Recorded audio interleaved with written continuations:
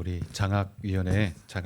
우리 학생들이 다 참여해야 마땅하지만 오후 예배랑 우리 청년부 예배 시간이 겹치다 보니까 오후 예배 참여하면 청년부 예배 자체 메인을 참여를 못하게 돼서 어쩔 수 없이 영상으로 대신해 드린 것을 양해해 주시기를 바랍니다. 우리 청년들 아이들의 예배를 지켜주는 것 또한 우리가 마땅히 해야 될 바라고 저는 그렇게 믿습니다. 오늘 말씀 가지고 우리 보아스의 밭이라는 제목으로 함께 말씀 잠깐 나눕니다. 우리는 하나님께서 당신을 믿는 신실한 믿음의 백성들에게 한없는 축복을 내리신다는 사실을 우리는 다 같이 믿습니다. 왜냐하면 하나님은 신실하신 하나님, 선하신 하나님일 뿐만 아니라 약속에 신실하시고 자기 양떼를 목숨같이 사랑하시는 사랑의 목자이기 때문에 그렇습니다. 그러한 하나님께서 우리를 사랑하시고 축복해 주신다는 사실에 우리는 의심이 없지요. 그러나 언제 어떤 식으로 축복해 주실까요? 부어주시는 축복은 우리가 기대하는 그 축복의 모습을 그대로 하고 있을까요? 바로 이 부분에서 우리는 우리의 믿음을 시험 들게 하는 요소가 작동하는 것을 느끼게 됩니다.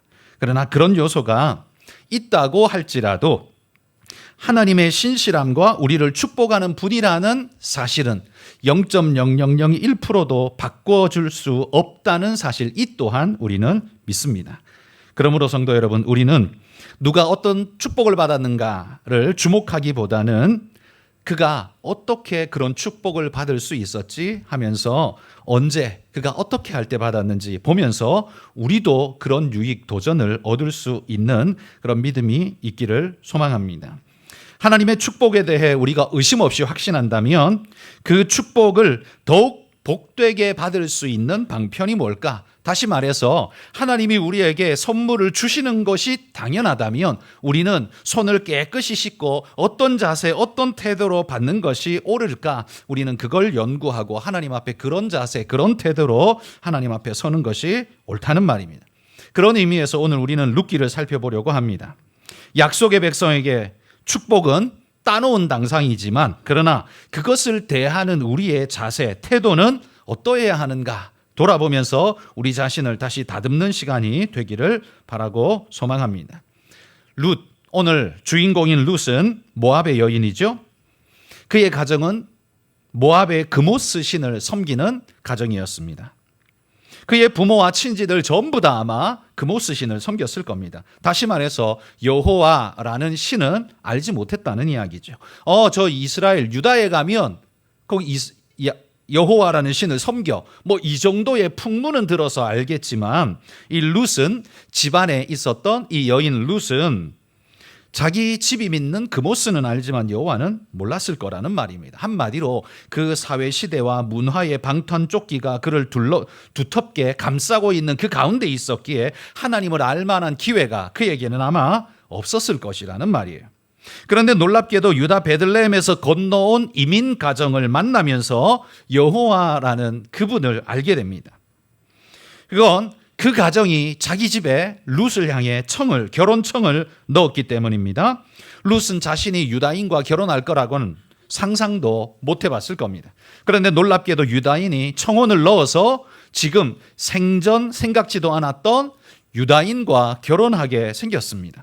자, 유다인과 결혼하면 어떤 변화가 일어납니까? 많은 변화가 일어나겠죠. 이제는 나는 모압 사람이 아니라 유다인의 하나로 살아가야 될 겁니다. 그리고 나는 이제 더 이상 그모스의 신을 믿는 게 아니라 유다의 신 여호와를 믿는 사람으로 살아가야 할 것입니다. 룻은 이전에 하나님에 대해서 생각해 본 적도 들은 적도 없으니 이 결혼이라는 건 그에게 굉장한 문화의 충격이고 도전이 아닐 수 없었을 겁니다.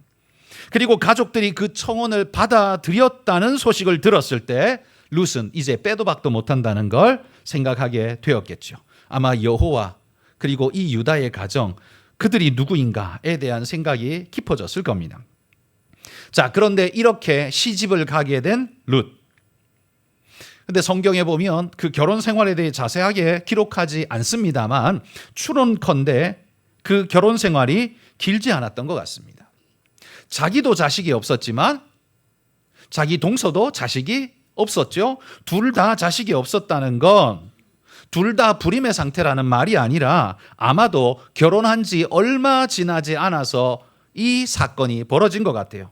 시아버지도 돌아가시고 남편, 이 세 남자가 한꺼번에 다 죽어버리는 이런 끔찍한 일을 겪게 되었다는 거죠. 남편을 졸지에 잃은 룻의 마음은 어땠을까요? 이러려고 유다인과 결혼한 건 아닐 텐데 유다의 하나님은 자기 백성을 복 주신다고 분명히 했는데 어떻게 집안의 세 남자를 한꺼번에 요절하게 하실 수 있단 말인가? 이건 결코 축복이 아니고 하나님의 저주같이 느껴졌을 겁니다. 그러니까 한마디로 말해 하나님 믿고 저주받은 상태처럼 그런 마음이 들었을 거라는 거예요.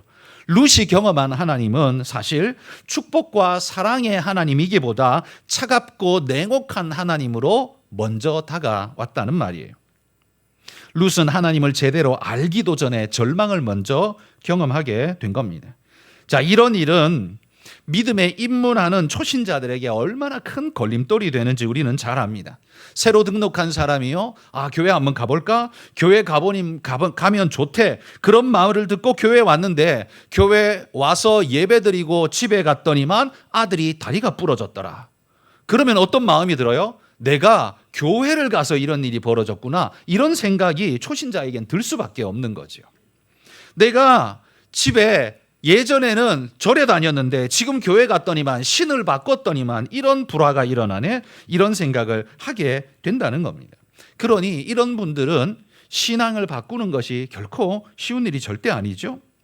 그리고 그러기에 룻이 이런 하나님을 제일 처음에 접했다는 건 하나님을 자신의 하나님으로 믿고 믿음으로 들어가는 관문에 이 저항 세력이 얼마나 컸던가 굉장히 많았다는 거죠. 그러니까 룻이 신앙을 쉽게 받아들이지는 못했을 텐데 그런데도 불구하고 어떻게 룻은 저런 고백을 할까? 우리는 이 부분을 아주 의아하게 생각해야 한다는 말이에요. 그 룻은 시어머니 나오미에게 이렇게 말했습니다. 내게 어머니를 떠나며 어머니를 따르지 말고 돌아가라 강권하지 마옵소서. 어머니께서 가시는 곳에 나도 가고 어머니께서 머무시는 곳에 나도 머물겠나이다.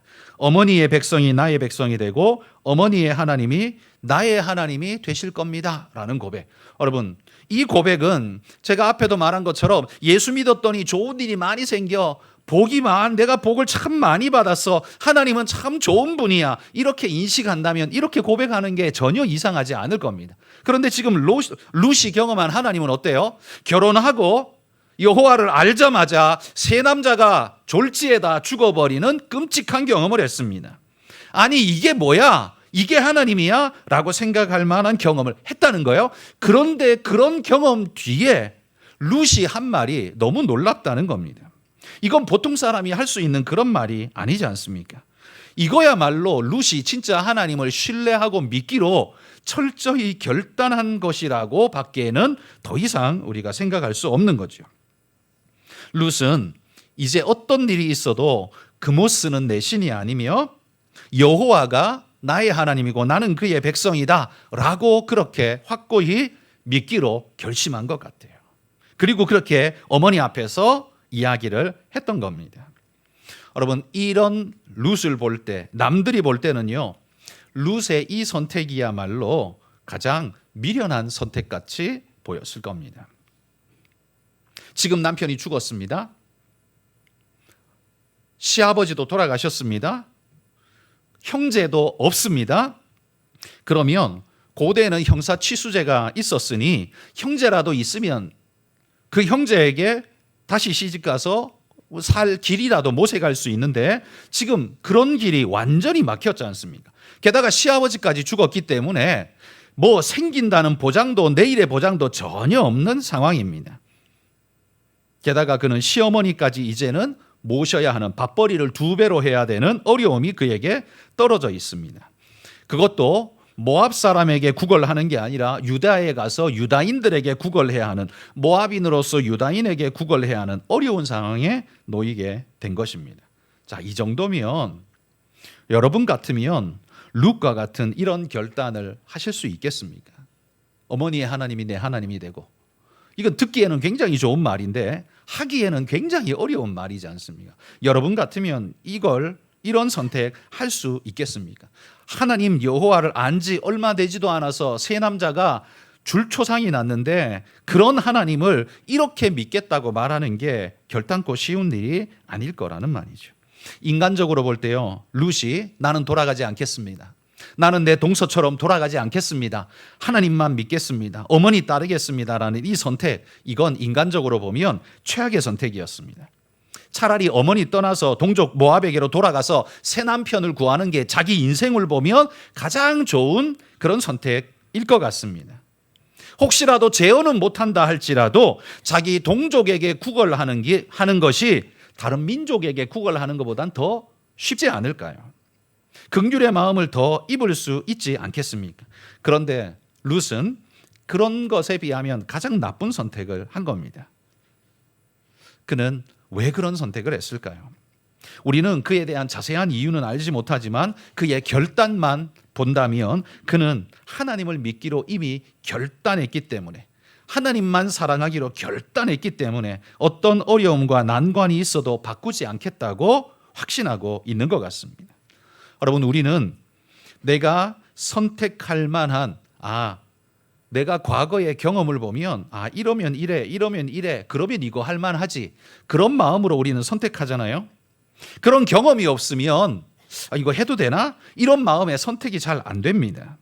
그러나 룻에게는 그런 경험이 없음에도 불구하고 하나님을 선택하기로 결단했습니다. 룻의 선택이 엄청 놀랍다는 걸 제가 지금 계속 강조하는 거예요. 여러분, 하늘에서 하나님께서 룻을 내려다보면 어떤 마음이 드셨을까요? 그 끔찍한 경험을 했는데도 하나님을 떠나지 않겠다고 말하는 그 룻을 보며 하나님은 어떤 마음이 드셨을까요? 룻을 보고 있노라면 하나님 마음이 얼마나 감격스러우셨을까요? 여러분, 하나님 마음이 감동되면 축복은 따놓은 당상인 줄 믿습니다. 하나님이 복 주시기로 작정한다면 여러분, 그게 유대인이든 모압인이든 남자이든 여자이든 그게 무슨 상관이겠습니까? 하나님께로 나아가기를 작정한 룻을 하나님이 복 주시겠다고 작정한 것을 우리는 룻기에서 발견합니다. 이게 진짜 룻의 진짜 믿음이란 거죠. 룻이 하나님을 믿겠다고 결심한 건요, 잘 되네, 돈 많이 버네, 아픈 것도 다 나아버리네, 그래서 하나님을 택한 게 아니에요. 오히려 안 되는데도 하나님을 택했어요. 그게 진짜 믿음이란 말이죠. 이익된 상황을 보고 그에게 발을 뻗는 게 아니라 하나님 이 시기에 불리한 상황에도 그를 선택하겠다는, 이거야말로 진짜 믿음이라는 말입니다. 그러니 하나님은 이러한 이에게 축복을 붓지 않을 수 없었다는 거예요. 우리는 룻을 보면서 참 시집 잘 갔네 라고 사실 그렇게 말할 수는 없잖아요. 남편 죽고 시아버지 죽고 다 죽어버렸는데, 그러나 나중을 보면 어떻게 해요? 다윗 왕의 조상이 되고 구원의 백성에 합류하게 되는 걸로 보면 이 룻이야말로 정말 좋은 축복의 사람이고 좋은 선택을 했다라고 말할 수 있지 않습니까? 여러분, 우리는 하나님께 복 받는 그 사람을 부러워하기보다 하나님께서 그를 복 주실 만한 이유가 그에게 있다라는 그것을 오히려 부러워하면서 내게도 하나님 그런 이유를 주시옵소서, 나도 그런 이유를 갖게 하여 주옵소서라고 그렇게 기도하시기를 바랍니다. 우리가 뭘 가져야 하나님이 우리에게 그렇게 복을 주실 수 있을까요? 여러분, 이렇게 나오미를 따라 베들레헴으로 간 룻은 앞이 막막했습니다. 사실 선택하기는 했지만 후회도 아마 12번도 더 하지 않았을까라는 생각이 듭니다. 유대 베들레헴 땅에 가서 할 수 있는 거라고는 구걸하는 것, 이삭 줍기밖에 없었습니다. 그렇다고 그냥 아무 데나 갈 수도 없고 어디 가야 되지? 라고 마음 먹고 있다가 한 곳을 찾아갔습니다. 발길 닿는 곳으로 갔습니다. 알고 간 게 아니라 그냥 갔습니다. 근데 어디로 갔어요? 우리가 오늘 읽은 본문처럼 보아스의 밭으로 갔습니다. 그 밭이 누구의 밭인지 모르고 갔습니다. 거기에서 자신의 인생이 180도 뒤집어질 거라는 사실 전혀 모르고 갔습니다. 그가 기대한 것은 그저 주인의 긍휼과 그 사랑에 힘입어서 한 줌 이삭이라도 얻어올 수 있으면 좋겠다는 마음 가지고 갔습니다. 여러분, 룻이 보아스의 밭에 들어간 건 그런 면에서 우연이었습니다. 오늘 성경에도 말하는 것처럼 우연히 엘리멜렉의 친족 보아스에게 속한 밭에 이를 얻더라. 3절에 우연히라고 표현하죠. 말 그대로 우연이었습니다. 철저히 우연이었어요. 그런데 우리는 그의 발걸음이 성경이 우연이라고 말하지만 이건 철저히 하나님 안에서 필연이었음을 우리는 알고 있습니다. 보이는 것은 철저히 우연이지만 보이지 않는 영적 이유가 그 뒤에서 그를 떠밀고 있고 그의 시선을 붙잡아 매고 있다라는 사실, 그런 측면에서 필연이라는 말이에요. 여러분, 하나님의 이 숨겨진 필연이 룻에게만 찾아가는 게 아니라 우리에게도 찾아오기를 소망합니다. 여러분, 이게 축복입니다. 돈 많이 벌고 승진하는 것만 축복이 아니라요, 오히려 그거보다 숨겨진 하나님의 필연이 우연처럼 내게 찾아와 내게 은혜를 부어주시는 놀라운 은혜의 축복, 그것이 내게 오는 것, 여러분 이거야말로 진짜 축복 아닙니까? 그러니 이런 필연, 하나님의 필연이 우리뿐만 아니라 우리 자식에게도 찾아오기를 기도합시다. 우리 자식은 그거 모르겠지만, 지가 잘나서 그거 얻은 줄 착각하겠지만, 어찌되었든 하나님께서 우연을 가장한 하나님의 축복된 필연의 손길로 우리 자식들을 축복의 보아스의 밭으로 인도해 주시는 은혜의 축복을 놓고서 우리가 많이 기도하기를 바랍니다. 내 인생은요, 내가 노력한 만큼 얻고 살아가는 게 아닙니다. 노력 안 해도 된다는 말 아니에요. 노력해야 됩니다. 그런데 내가 노력한 만큼, 내가 한 만큼 얻고 살아갑니까? 그건 아닙니다. 그거 내가 한 만큼 진짜 그 정도만 받았습니까? 그것도 아닙니다. 여러분, 우리는 처음부터 죽을 때까지 인생이란 건 자기 노력으로 사는 것 같지만 깊이 따지고 보면 많은 사람들의 호의에 철저히 기댄 인생을 살아가는 게 그게 인생이 아닙니까? 감히 교만하게도 내 힘으로 살았다라고 말할 수 없는 것이 그게 인생 아닙니까? 앞도 보지 못하는 내가 엄마 젖을 먹는 거, 그 내 힘으로 한 겁니까? 엄마가 그걸 허락해 줬고 내 입에 물려줬으니까 된 것 아닌가요? 여러분, 눈도 못 뜬 아기가 혼자서 어떻게 살아남습니까? 철저하게 사랑하는 엄마의 호의에 의해서 오직 그는 살아남았습니다. 어머니의 호의, 그 사랑에 힘입어 우리는 살았고, 지금도 우리 가족들과 이웃들의 호의에 의해서 우리는 살고 있고 지지받고 있습니다. 그러므로 하나님께 내 자식의 앞길을 부탁하는 것, 여러분 이거 너무 당연한 일이에요. 하나님의 놀라운 축복의 필연이 우연같이 나와 내 자식에게 찾아와 하나님의 은혜로 감싸는 놀라운 인생이 되게 해 주옵소서. 여러분, 이게 축복이라는 사실을 믿고 구하시기를 바랍니다. 자, 놀랍게도 보아스의 밭에서 이삭을 줍던 이 룻은요, 생각지도 못한 호의를 이 보아스에게 받게 됩니다. 어머니에게 주운 이삭을 가져다 드리면서 와, 이만큼 주었어요 하고 너무 기뻐서 쫓아가서 어머니에게 보여드렸더니만 나오미가 뭐라고 말합니까? 오늘 어디서 주었느냐? 어디서 일을 하였느냐? 너를 돌본 자에게 복이 있기를 원하노라. 이거 뭐예요? 감격의 소리 아닙니까? 아니, 어떻게 이만큼 주워 올 수 있어? 이거잖아요. 이삭 주워 가지고는 절대 이렇게 못 줍는데 너가 어떻게 이만큼 주워 올 수 있었느냐? 이건 누군가의 절대적인 호의가 아니면 불가능한 일이라는 거죠. 그래서 나오미도 누군지 모르지만 그 사람을 축복하잖아요. 나오미는 진심으로 감사했습니다. 비루한 자신의 인생을 향해서 누군가의 놀라운 호의가 베풀어졌을 때 그는 그것을 감사하면서 지금 축복하고 있는 거예요. 그런데 룻의 입을 통해서 그 밭의 주인의 이름을 듣는 순간 이 나오미가요, 정신이 번쩍 듭니다. 보아스라는 이름을 듣는 순간 까맣게 잊고 있었던 고엘의 축복이라는 것이 생각나게 된 거예요. 자신에게 남은 것이라곤 하나 없다. 나는 이제 알거지이고 하나님이 나를 나오미가 아니라 마라로 만드셨다. 그러면서 절망 가운데 베들레헴으로 돌아왔는데 알고 보니까 아직 남아있는 축복이 있었어요. 하나님께서 기업 물을 자라는 이 축복된 율법을 통해서 자신에게 긍휼의 길을 열어놓으신 것을 그제서야 발견한 겁니다. 그리고는 이 모든 일이 우연이 아니구나. 하나님께서 놀랍게도 너의 발걸음을 인도해서 그 밭에 이르도록 만드셨구나. 나오미는 그걸 깨달은 거죠. 그래서 나오미가 룻에게 이렇게 당부합니다. 내 딸아, 너는 그의 소녀들과 함께 나가고 다른 밭에서 사람을 만나지 아니하는 것이 좋으리라. 그래서 딴 밭 가지 말고 내일도 그 밭 가라고 이야기하죠. 왜? 많이 받아서 그렇습니까? 아니요.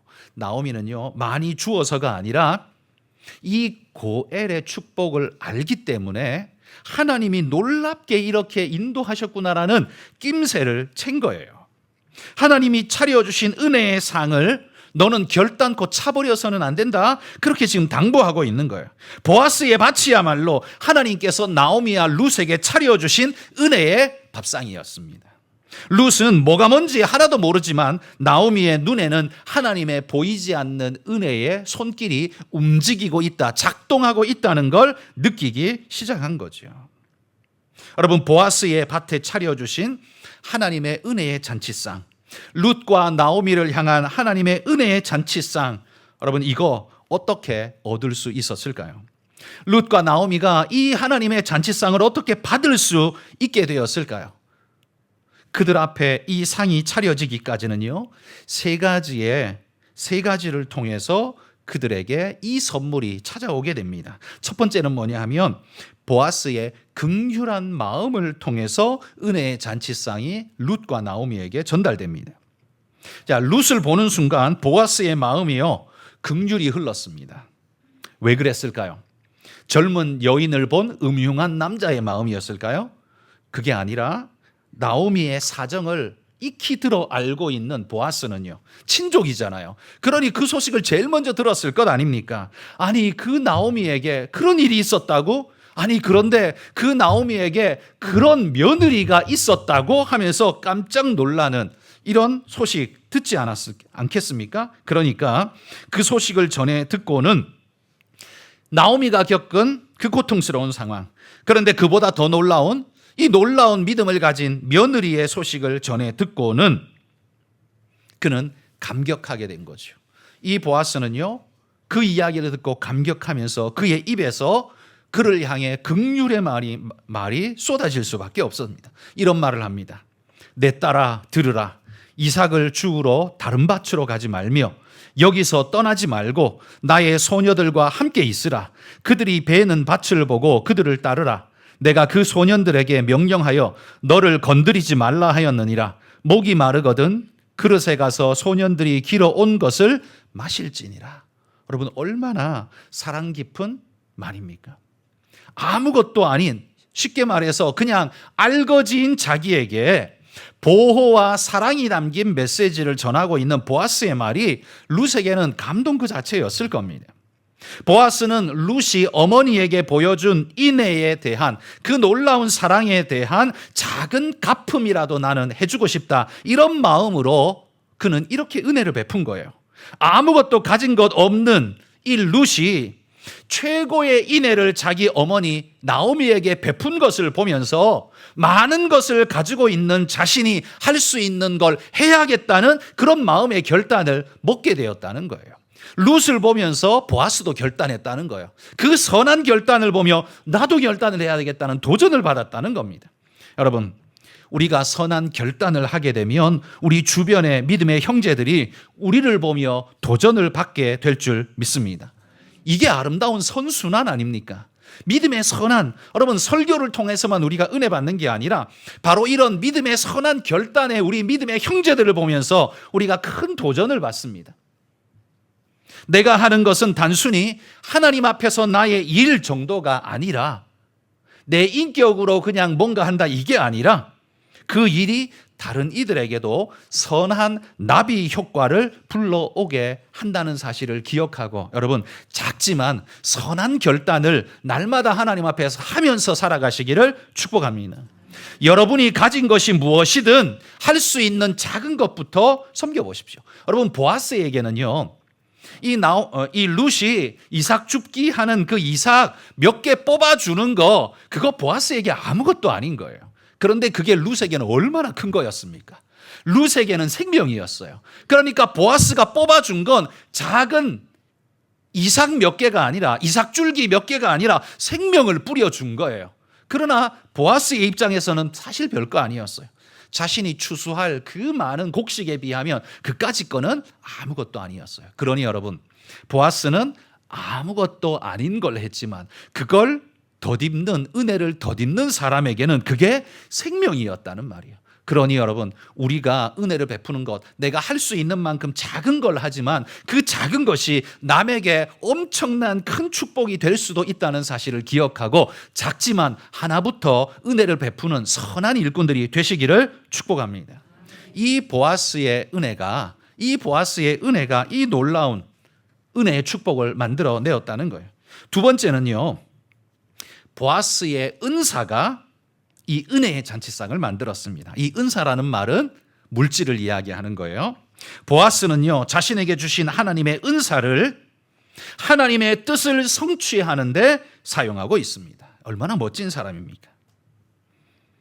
이 넓고 큰 밭의 축복이 자신의 가족만 배부르게 하는 것이 아니라 인애와 긍휼을 베푸는 하나님의 사람들을 살려내는 그런 은혜의 축복이 되어야 되겠다. 내게 주신 은사지만 그 은사를 가지고 하나님의 은혜를 나타내는 많은 사람을 살리는 데 사용해야 되겠다. 이렇게 보아스가 마음을 먹었다는 거예요.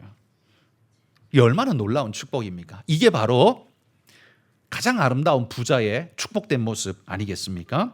여러분, 우리나라에도요, 재물의 가치를 바르게 깨닫고 멋지게 사용한 그 가정이 있습니다. 경주 최부잣집 이야기를 잘 들어서 아시죠? 제가 그 글을 한번 몇 개 읽어드리겠습니다. 조선시대에 가장 널리 알려진 부자는 경주 최씨 집안이다. 신라 말에 이름난 문장가인 최치원의 후손으로 17대 손인 최진립과 그의 아들 최동량 때부터 큰 재산을 모아 28대 손인 최준에 이르기까지 12대에 걸쳐 무려 300여 년 동안 조선 최고의 부자로 명성을 누렸다. 부자는 3대를 넘기기 힘들다는 말도 있지만 이처럼 오랜 세월 동안 재산과 명성을 지켜낼 수 있었던 비결은 무엇일까? 그것은 최부잣집 대대로 내려오는 6가지 가훈이 있었기 때문이다. 첫 번째는요, 그 가훈의 첫 번째는 이겁니다. 경주 최부잣집의 첫 번째 가훈은 과거를 보되 진사 이상의 벼슬은 하지 말라. 이렇게 가훈으로 내려온답니다. 왜냐하면 그 시대가 양반 사회이기 때문에 양반의 지위를 지키려면 적어도 진사과 정도는 붙어줘야 양반으로서의 체면을 차릴 수가 있기 때문에 진사까지는 하라라고 이야기했다는 거예요. 근데 반대로 벼슬이 더 높아지면 권력의 맛을 알고 부의 맛을 탐하기 시작하면 그때부터 탐욕에 휩쓸려 투쟁에 휘말려 엉뚱한 데 쓸려갈 수 있으니 그건 오히려 가문의 몰락을 가져올 거다. 그러니 그런 것을 경계하고 진사 이상 올라가지 마라. 이렇게 이야기를 했다는 거예요. 놀랍지 않습니까? 원래 가진 자는 더 가지고 싶은 것, 그게 강력한 욕구일 텐데 이것이 가훈으로 1번으로 탁 박혀 있다는 거예요. 두 번째 가훈은요, 재산을 모으되 만석 이상 모으지 말라 이렇게 말했다고 합니다. 여러분, 돈이 돈을 번다는 말도 있듯이 욕심을 부렸다면 그는 만석군이 아니라 10만석군도 될 수 있지 않았겠습니까? 그러나 그의 가훈으로 만석 이상 모으지 말라고 못을 박아뒀습니다.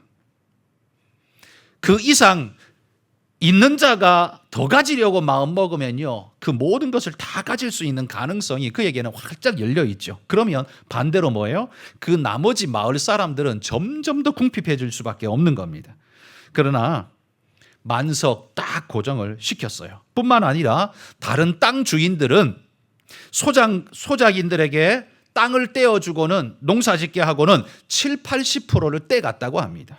그러니까 농사지은 소작자는 소작농은 기껏해야 농사지어야 그 한 해 농사의 20-30%밖에 못 먹었다는 거죠.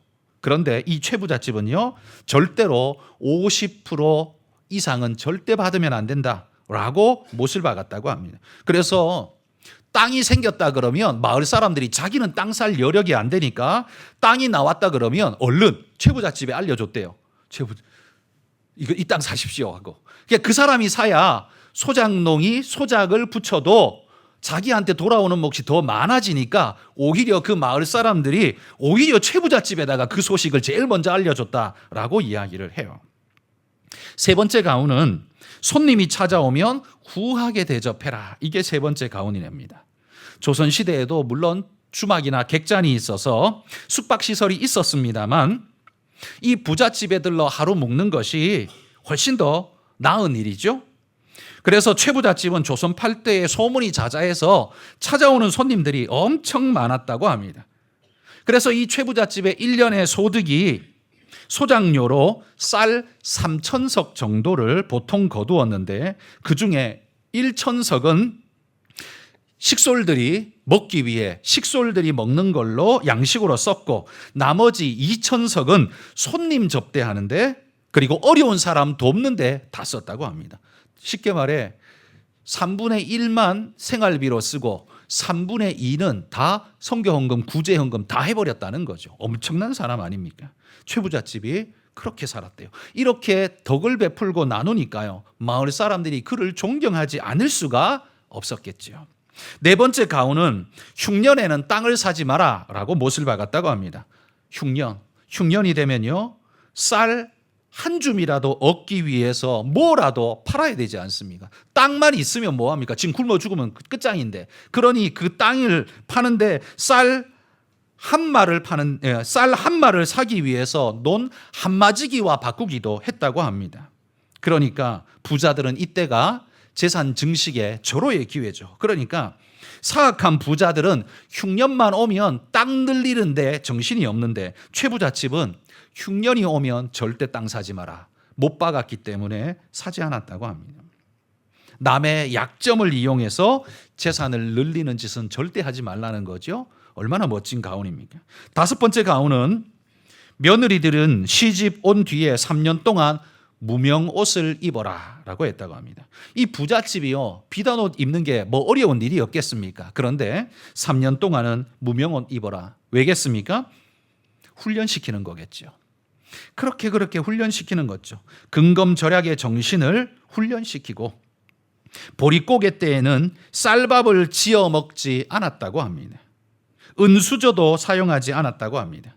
집안 살림을 맡은 여자들에겐 근검절약이 몸에 배도록 그렇게 훈련시켰다고 해요. 그래서 시집 온 며느리들에겐 3년 동안 비단옷 꿈도 꾸지 마라. 무명옷 입고 살아라. 그렇게 했다고 합니다. 여섯 번째 가훈은 사방 백리 안에는 굶어 죽는 사람이 없게 하라. 이게 그의 가훈이었다고 합니다. 최부잣집에는요, 손님 대접하는 것 외에도 어려운 사람 돕는 일에 아주 앞장서서 사방 백리 안에는 굶어 죽는 사람이 없게 했다고 합니다. 그러니까 가난하고 힘겨운 사람이 있으면 어떻게 해요? 굶어 죽을 것 같은 사람이 있으면 가서 양식을 데워주고 살렸다는 이야기죠. 백리면 얼마입니까? 40km입니까? 반경 그 안에 얼마나 넓은 땅이에요. 그 안에 굶어 죽는 사람이 없게 했다. 이런 사람이 팔도에 그냥 얼마만 깔려 있어도 정말 살기 좋은 아마 조선 땅이 되지 않았을까라고 생각이 됩니다. 여러분, 우리는 물질을 많이 모으는 데에만 혈안이 되었지 이 재물이 하나님이 맡기신 은사라는 마음으로 자신을 가르치고 자식을 가르치고 그렇게 살아가는 거, 그거 우리 어렵지 않습니까? 여기 보아스는요, 하나님이 내게 주신 은사, 그러니까 이 재물, 이 밭, 이것은 하나님께서 나에게 주신 은사이므로 주를 위해 사용해야 합니다. 이런 마음을 가졌기에 바로 그 마음을 통해서 룻과 나오미가 이 놀라운 은혜의 잔치상을 얻을 수 있었다는 말입니다. 그런 마음의 존재가 없었다면 룻은 아마 굶어 죽었겠죠. 그런데 이렇게 살아남을 수 있었던 건 하나님의 마음을 가진 하나님의 사람이 있기 때문에 이게 가능했다는 거예요. 여러분, 우리가 이 시대에 최부잣집 같고 보아스 같을 수 있기를 축복합니다. 우리 때문에 위로받고 사랑받고 격려받고 위로받는 사람이 우리 주변에만 사방백리가 아니라 사방십리 안에라도 여러분 우리가 그렇게만 살 수 있어도 이 얼마나 축복되고 귀한 일이겠습니까? 그렇게 살도록 노력할 수 있는 그런 우리가 되기를 축복합니다. 마지막 세 번째는요, 은혜의 장치를 통해서 바로 이 은혜의 잔치상이 룻에게 찾아오게 되었습니다. 보아스의 긍휼의 마음만 있다고 되는 건 아니죠. 긍휼의 마음만 있었으면 아마 그냥 이삭 몇 개 뽑아주는 이 정도로 끝났을 겁니다. 평생 이삭 주워 먹고 사는 인생 되었을 거예요. 그런데 긍휼의 마음 그 정도가 아니라 은혜의 장치가 있었어요. 그게 뭐예요? 이스라엘에는 고엘이라는 제도가 있었습니다. 가까운 친족이 자기 혈족, 씨족이 어려움을 당하고 땅을 팔거나 종으로 팔리거나 하게 되면 지나가지 않고 항상 돌보아주는 사회보장제도, 이게 고엘제도였어요. 자기 가까운 친족이 빚을 지고 종으로 팔리면 그 몸값을 대신 갚아주고서라도 그 사람을 대속해 주는 거, 그게 가까운 친족이 해야 할 책무였어요. 가까운 순서대로 먼저 해야만 했었습니다. 만약에 여러분 이 고엘의 제도가 없었다면 보아스가 룻을 구원하는 이 스토리는 아마 성경에 기록될 수가 없었을 겁니다. 그렇지 않겠습니까? 보아스는 그냥 룻을 가엾게 보는 정도 생각하고 넘어갔을 거예요. 야, 그냥 이삭 몇 개만 좀 뽑아줘라. 그거 뭐 우리는 있어도 그만 없어도 그만이니까 그냥 그냥 시어머니랑 그 좀 주워 먹을 수 있도록 좀 몇 개만 뽑아줘라. 긍휼한 마음만 가지고 그것만 해도 좋은 사람이라고 칭찬 들을 겁니다. 그런데 그걸로는 룻이 진정한 구원을 얻을 수는 없었죠. 이 고엘 제도는요, 이 보아스에게 이삭 몇 개 뽑아주는 정도가 아니라 등을 아주 떠밀었습니다. 네가 구원자로 나서라. 왜요? 그게 하나님이 명령하신 율법의 제도이기 때문에 그렇습니다. 네가 구원하기 위해, 생명을 구원하기 위해 네가 나서라. 발벗고 나서라. 이렇게 하나님이 고엘 제도를 통해 등 떠밀었다는 말이에요. 여러분, 그리스도인들은 세상이 만들어 놓은 제도와 규율 속에서 수동적으로 따라가는 자가 아니라 그런 세상에 성경적 이상과 방향성을 제시하고 그렇게 살아가는 것이 참 바른 길입니다라는 걸 몸소 보여줌으로써 세상이 따라올 수 있도록 만드는 일, 그게 그리스도인이 해야 할 진짜 중요한 일이라는 거죠. 제가 이번 주 중에 그냥 책을 읽으면서 유명한 어떤 목사님의 책을 읽었는데요. 그 내용 속에 이런 게 있었어요. 1, 2, 3세기, 그러니까 로마 제국의 가장 혹독한 박해의 시기, 그 박해의 시기에 교회가 가장 왕성하게 성장했어요. 가장 혹독한 박해 시기인데 가장 왕성하게 성장했어요. 도대체 그 이유가 뭐냐? 그 이유 여러 가지들을 이야기하는데 그중에서 가장 중요한 이유들이 뭐냐면 그들이 박해를 받지만 절대 복수하지 않고 은혜를 베풀 때 진심으로 다해서 은혜를 베푸니까 사람들이 보면서요, 자기도 박해를 하면서도 이게 깨름직한 거예요. 더 하고 싶지 않은 거예요. 왜? 그 사람이 은혜로 자꾸 갚으니까 인간의 양심으로서 이게 안 될 일인 거죠. 그러니까 그들을 유심히 지켜본 많은 사람들이요, 기독교인이 박해를 당하고 있는데 그렇다면 나도 그리스도인이 되겠습니다. 그런 놀라운 도덕적인 모습과 신앙의 모습, 그것이 하나님에게서부터 나온 거라면 나도 그런 사람 되겠습니다. 그렇게 박해 중에 오히려 자기도 예수 믿겠다고 나온 사람들이 엄청나게 많았다는 거예요. 여러분, 정상적으로 보자면 로마가 기독교를 그렇게 박해했으면요, 몇십 년 지나지 못해서 전부 다 기독교는 싹시가 말라야 그게 정상이에요. 그렇지 않습니까? 그런데 놀랍게도요, 로마가 복음을 듣게 된 이후로부터 313년 기독교가 믿어도 돼라고 자유를 받고 그 다음에 390몇 년인가요? 95년인가요? 기독교를 공인하고 국교로 만들어버린 때까지 불과 그 300년 동안 도대체 무슨 일이 있었던 거예요? 하나님이 무슨 하늘의 기적을 엄청나게 베푼 거예요? 그게 아니라 그 시대 그리스도인들이요, 그리스도인답게 살았던 거예요. 그렇게 박해당하는데도요, 절대 복수하지 않고 사랑과 은혜를 베풀고 나누고 이 믿음의 모습을 꾸준히 보여줬더니만 수많은 사람들이 감동을 받고 그렇다면 나도 예수 믿겠습니다. 그렇게 돌아왔다는 거예요. 여러분, 말로 예수 믿는 거 아닙니다.